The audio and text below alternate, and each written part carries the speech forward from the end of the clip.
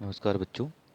कक्षा 6 की English grammar की बुक में यानी कि इंग्लिश ग्रामर के सब्जेक्ट में मैंने इससे पिछली वीडियो में मैंने आपको जो अनसीन पैसेज होते हैं यानी कि अपठित जो गद्यांश होते हैं उनको मैंने आपको बताया था। आज की इस वीडियो में हम टेंसों को पढ़ेंगे। ठीक है। टेंस जैसे कि आपको पता है कि टेंस का अर्थ जो है काल होता है। टेंस जो है समय का सूचक होते हैं। और टेंस जो है 3 प्रकार के होते हैं मुख्यतः, प्रेजेंट टेंस, पास्ट टेंस और फ्यूचर टेंस। तो प्रेजेंट टेंस को वर्तमान काल कहते हैं, पास्ट टेंस को भूतकाल नहीं बीता हुआ होता है जो, और फ्यूचर टेंस यानी कि भविष्य काल जो आने वाला काल होता है। ठीक है। और जो ये प्रत्येक 3 भाग होते हैं टेंस के, ये 4 भागों में बटे हुए होते हैं। तो प्रेजेंट टेंस के 4 भाग ये हैं: present indefinite tense, present continuous tense, present perfect tense, present perfect continuous tense. तो ये 4 भागों में इस तरह से प्रेजेंट टेंस बटे होते हैं। वैसे ही पास्ट और फ्यूचर भी 4 भागों में बटे होते हैं। जैसे पास्ट टेंस होता है पास्ट इंडेफिनिट टेंस में, past continuous tense, past perfect tense और पास्ट परफेक्ट कॉन्टिन्यूस टेंस। फिर उसी तरह फ्यूचर टेंस भी 4 भागों में विभाजित होता है। पहला फ्यूचर इंडेफिनिट टेंस, दूसरा फ्यूचर कॉन्टिन्यूस टेंस, तीसरा फ्यूचर परफेक्ट टेंस और चौथा फ्यूचर परफेक्ट कॉन्टिन्यूस टेंस। अब हम सबसे पहले इसमें जो प्रेजेंट टेंस का पहला भाग है यानी कि वर्तमान काल का जो पहला भाग है प्रेजेंट इंडेफिनिट टेंस, इसके बारे में विस्तार से पढ़ेंगे। ठीक है। तो प्रेजेंट इंडेफिनिट टेंस में की पहचान क्या होती है? प्रेजेंट इंडेफिनिट टेंस के जो अंतिम शब्द होते हैं उसमें अंतिम शब्दों में ता है, ती है, ता हूँ, ते हो, ये शब्द आते हैं। जैसे मैं खाना खाता हूँ, वे वहाँ जाती है, तो लास्ट में ती है, ते है, इस तरह से आ रहा है। तो इससे हमें पता लगता है कि जो वाक्य है वो प्रेजेंट इंडेफिनिट टेंस का है। ठीक है। अब मैंने आपको जैसे बताया था कि सेंटेंस 3 काइंड के होते हैं: अफर्मेटिव, नेगेटिव और इंट्रोगेटिव। तो उसी प्रकार से सबसे पहला भाग देखते हैं इसका हम, अफर्मेटिव सेंटेंस। इसको बनाने के क्या नियम होते हैं, यानी कि साधारण वाक्य को प्रेजेंट इंडेफिनिट टेंस में बनाने के क्या नियम होते हैं। ठीक है।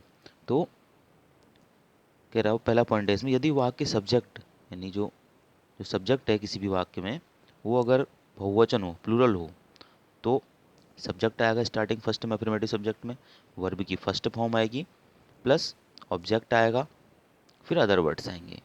ठीक है। यदि वाक्य जो है, और आई के साथ वर्ब की हमेशा फर्स्ट फॉर्म यूज़ करते हैं, यहाँ पर नोट दिया गया है। ठीक है। आई मतलब आपका प्लूरल वर्ड में आया।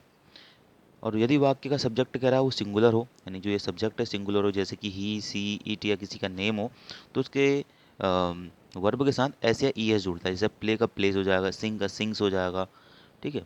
रीड का रीड्स हो जाएगा, प्लस ऑब्जेक्ट और प्लस फिर अदर वर्ड्स आएंगे इस तरह से। ठीक है। इसके कुछ एग्जाम्पल देख लेते हैं हम। जैसे मैं काफ़ी पीता हूँ। ठीक है। तो आई क्या है इसमें, प्लूरल वर्ड है, तो आई ड्रिंक कॉफ़ी, एस नहीं जुड़ा है उसके साथ। जैसे रामू अपने घर जाता है, तो रामू गो होता है जाने का, तो उसमें ई एस जुड़ जाएगा, एस या ई एस जुड़ता है। ठीक है। वर्ब में एस या ई एस जुड़ जाएगा, तो Ramu goes to his house. ठीक है। यानी कि इसके वर्ब में एस या ई एस जुड़ जाता है जब अगर जो ये सब्जेक्ट है वो सिंगुलर है। ठीक है। यानी कि एक वचन है। ठीक। उसके बाद नेगेटिव सेंटेंस आते हैं। तो नेगेटिव सेंटेंस में नहीं के लिए नॉट का प्रयोग करते हैं, किंतु नॉट को हेल्पिंग वर्ब डू और डस के तुरंत बाद रखते हैं। जैसे अब डू और डस का प्रयोग जानेंगे इसमें हम कैसे होता है करके। तो सिंगुलर कर्ता के साथ हेल्पिंग वर्ब डज लगता है, जैसे कि ही डज, तो उसके बाद फिर नॉट आएगा, ही डज नॉट। और प्लूरल वर्ड के साथ, प्लूरल कर्ता के साथ जहाँ पे जो सब्जेक्ट है वो यदि प्लूरल है, बहुवचन है, जैसे कि ही, आई, वी, यू, दे। ठीक है। तो इनके साथ जो है डू का प्रयोग करते हैं, जैसे I do, we do, I do not, we do not, इस तरह से। ठीक है। जैसे यहाँ पे ये फॉर्मूला दिया हुआ है, सब्जेक्ट डू या डस का प्रयोग होगा, फिर नॉट का, फिर वर्ब की फर्स्ट फॉर्म आएगी।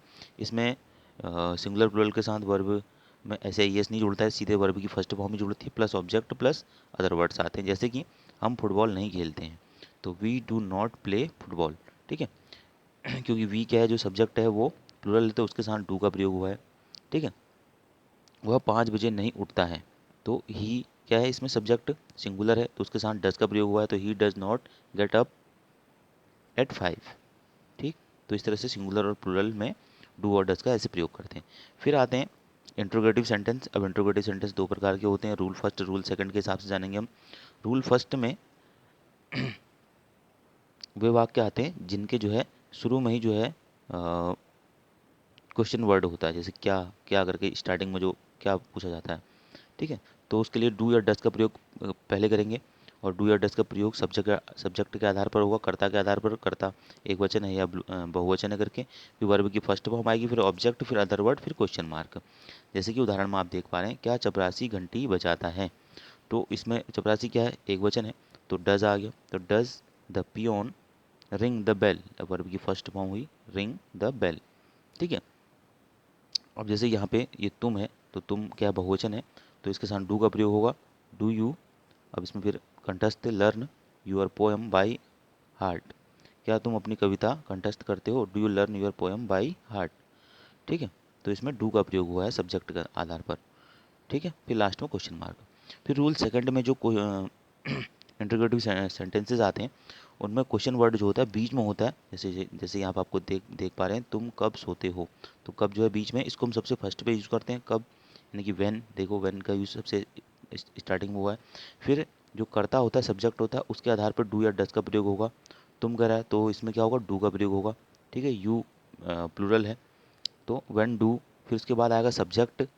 ठीक है, यू आएगा, फिर वर्ब की फर्स्ट फॉर्म आएगी, फिर ऑब्जेक्ट प्लस अदर वर्ड्स, फिर क्वेश्चन मार्क। ठीक है, तो ये रूल 2 का फॉर्मूला होता है। ठीक है, जैसे इसमें दिया दिया है, देखिए दूसरा हम देख लेते हैं। गुरुजी किसे पढ़ाते हैं, तो किसे किसे को तो होम आ जाएगा।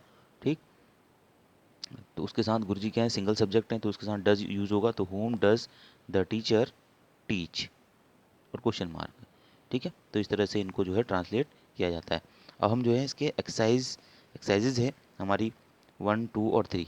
ये आपकी अफर्मेटिव सेंटेंस की है, साधारण वाक्यों की। ये नेगेटिव सेंटेंस की है सेकंड वाली, और एक्सरसाइज थर्ड जो है वो इंटीग्रेटिव सेंटेंसेस की है, रूल फर्स्ट रूल सेकंड दोनों के ही दोनों को ही मिला करके। ठीक है, तो इसको मैंने कॉपी में भी किया, वहाँ से हम देख लेंगे। तो पहला वर्ड है सिंपल सेंटेंस में, रचना खाना पकाती है। तो इसको ट्रांसलेट करेंगे हम, रचना कुक्स फूड।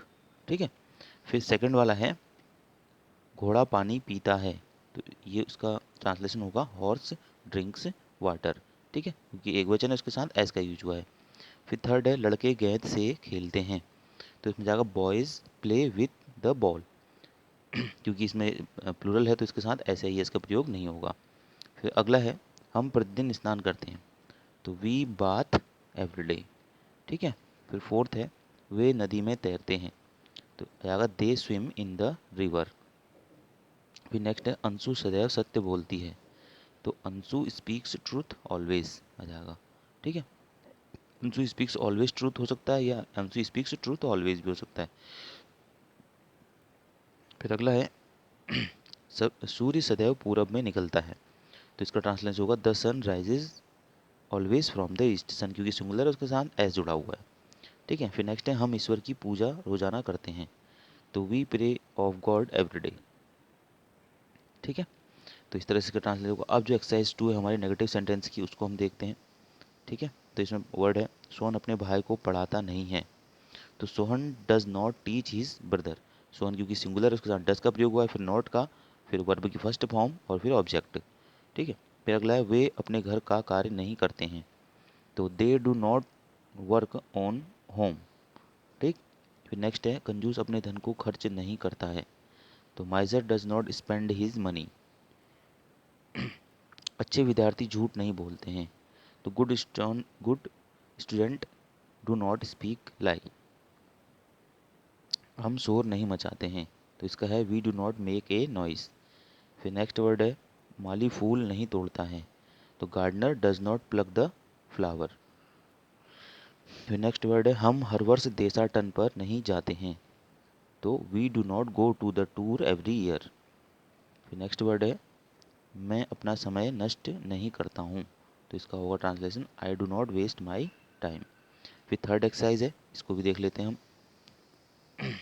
वर्ड है इसमें, क्या कवि अच्छी कविता लिखता है? इसमें जाएगा does the poet right good poem, क्योंकि पोइट क्या है, सिंगुलर, उसके साथ डज का प्रयोग हुआ, फिर सब्जेक्ट आएगा, फिर वर्ब की फर्स्ट फॉर्म आएगी, फिर ऑब्जेक्ट और क्वेश्चन मार्क। ठीक है, वे कहाँ जाते हैं, तो वेयर डू दे गो, कहाँ पहले आ गया तो वेयर आ जाएगा। और प्लूरल वर्ड है तो प्लूरल सब्जेक्ट है तो उसका डू का प्रयोग हो रहा है, वेयर डू दे गो, फिर क्वेश्चन वर्ड मार्क। फिर है क्या वे चिड़िया पकड़ते हैं, तो do they catch the bird. Next word है क्या आप मुझे जानते हैं, तो डू यू नो मी। फिर नेक्स्ट वर्ड है क्या सच आप सच क्यों नहीं बोलते हो, तो why do you not tell the truth, फिर क्वेश्चन मार्क लास्ट में। ठीक है, फिर 6 वाला है क्या अभय प्रदर्शनी देखने जाता है, तो does Abhay go to see exhibition. ठीक है, फिर क्वेश्चन मार्क लास्ट में। फिर 7th वाला है किसान फसल कब काटता है, तो when does the farmer cut the crops, question mark. फिर लास्ट है तुम्हारे दादाजी महाभारत कब पढ़ते हैं, तो when does your grandfather read Mahabharat, भी क्वेश्चन मार्क। ठीक है, तो इस तरह से मैंने आपको आज की इस वीडियो में तीनों ही एक्सरसाइजें बताई, एक्सरसाइज फर्स्ट, सेकंड और थर्ड। इन तीनों को ही जो है आपने अपनी कॉपी पे नोट करना है। और उससे पहले जो चीज़ नोट करनी है वो आपको बता देता हूँ मैं। आप इस तरह से इसको लिखिएगा, टेंस डालिएगा हेडिंग, उसके बाद काइंड्स ऑफ टेंस डालेगा हेडिंग, तीनों को लिखिएगा, present tense, past tense, future tense, तीनों को लिखिएगा। फिर उसके बाद हेडिंग डालिएगा प्रेजेंट टेंस, उनके चारों भावों का नाम लिखिएगा। फिर पास्ट टेंस हेडिंग डालिएगा, उसके चारों भावों का नाम लिखिएगा। फिर फ्यूचर टेंस हेडिंग डालेंगे, फिर चारों भावों का नाम लिखेंगे। फिर नए पेज से जो है प्रेजेंट इंडेफिनिट टेंस ऊपर से हेडिंग डालेंगे, उसमें सबसे पहले पहचान लिखेंगे जैसे मैंने आपको बताया। ठीक है, पहचान लिखेंगे। ठीक है, यहाँ तक मतलब आपने खाली ये 2 लाइन लिखनी है पहचान के लिए। ठीक, फिर हेडिंग डालेंगे अफर्मेटिव सेंटेंस। उसके लिए ये जो चीज़ दी गई है इसमें फर्स्ट जो दिया है, यदि वाक्य सब्जेक्ट करता बहुवचन तो ये लिखना है, फिर ये फॉर्मूला लिखना है, फिर ये नोट डालना है, फिर ये लाइन लिखनी है और फिर ये जो है फॉर्मूला लिखना है। ठीक है, और उसके साथ यहाँ से 2 जो हैं ये नोट भी डाल लेंगे। ठीक है, नोट भी डाल लेंगे यहाँ तक। फिर उसके बाद 2 जो हैं यहाँ से एग्जाम्पल लिख लेंगे, ये और ये वाला। ठीक है, फिर नेगेटिव सेंटेंस हेडिंग डालेंगे, नेगेटिव सेंटेंस, उसके लिए ये फर्स्ट वाला पॉइंट लिखेंगे हमारा, फिर सेकंड वाला पॉइंट भी लिखेंगे। ठीक है, फिर ये फॉर्मूला उतारेंगे पूरा, और 2 यहाँ से 2 यहाँ पर से वो कर लेंगे, एग्जाम्पल उतार लेंगे, एक ये वाला उतार लेंगे और एक ये वाला उतार लेंगे। ठीक है, फिर उसके बाद इंटरोगेटिव सेंटेंस हेडिंग डालेंगे। ठीक है, उसके लिए रूल फर्स्ट लिखेंगे, रूल फर्स्ट में फिर फॉर्मूला उतारेंगे और उसके 2 जो हैं ये एग्जाम्पल नोट कर लेंगे।